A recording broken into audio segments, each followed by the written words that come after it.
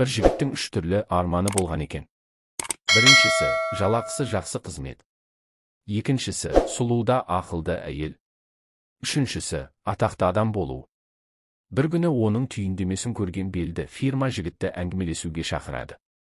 Қатты қуанған жігіт үйінен шығып, жаңағы фирмаға бет алады. Қыстың қақаған аязды күнде өзі асығып келе жатса, артында келе жатқан ер адам мұзға тайып шалқасынан құлайды. Жігіт мас па, ішіп алған ба, көзіне қарап жүрмей ме екен? Көмектессем, жұмысқа кешігіп қалармын деп, артына қарамай кете береді. Алайда сол күні ол жұмысқа қабылданбайды. Тағы бірде кешкісін кішкентай қарындасын ертіп театрға барады. Қойылым аяқталған соң, театр дәлізінде қарындасын киіндіріп тұрады. Сол сәтте қасына басты рөлдегі мыстан кемпірді сомдаған қыз келіп, қойылымның қалай өткенін сұрап, жігітпен әңгімелескісі келеді. Бірақ жігіттің онымен сөйлесуге зауқы соқпай, жақтырмаған күйі теріс бұрылып кетіп қалады. Жігіт армандарым орындалар деп күтіп жүргеніне қаншама уақыт өтсе де, жұмыста таппайды, сұлу сүйіктісінде кездестіре алмайды. Күндер зулап өте береді.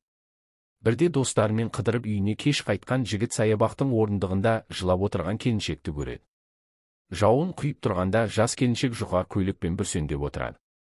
Жаңбырдың астында тоңғанын көріп тұрса да, айдаладағы біреуде нем бар. Одан да жылы төсегіме барып ұйықтағаным артық емес пе деген оймен жанынан өте шығады. Осылай өмір сүрген жігіт жақсы жұмыс таппай, атақты да бола алмай, тым құрығанда үйлене алмай өмірден өтіп кетеді. Арғы өмірге барғанда алдынан періште шығады. Жігіт періштеге өмірім текке өтті, бақытсыз ғұмыр кештім. 3 арманым болған еді, соның ешқайсысына қол жеткізе алмадым деп жылайды. Сонда періште сенің арманың орындалу үшін жаратушы саған көптеген мүмкіндік берді. Ол үшін сенен 3 нәрсе керек болып еді. Олар сенің қолың, көзің және жүрегің деп жігіттің жіберіп алған мүмкіндіктерін түгендеп береді. Жұмыс іздегеніңде артыңда мұзға тайып құлаған адам сол фирманың бастығы еді. Ал сен оған қолыңды созуға қиналдың.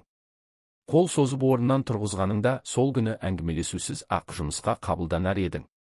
Театрда мыстанның рөлін сомдаған қыз қасыңа келгенде артыңа көз салып қарамадың. Сол қыз ақылына көркі сай өмірлік жар болуға лайықты еді. Жаңбырлы күні далада жылап отырған әйел сенен көмек сұрады. Ал сенің оған жаның ашымады, жүрегің жібімеді. Ол әлем таныған атақты жазушы. Егер сол сәт жүрегіңді жібітіп көмек көрсеткеніңде, сен еліңе танымал тұлғаға айналар едің деген екен.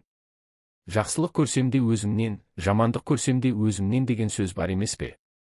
Мен осы тәмсілдегі жігіт секілді мен мүмкіндіктерді қолдан жіберіп алған адаммын. Ал тыңдарман, сен мүмкіндіктерді жіберіп алма.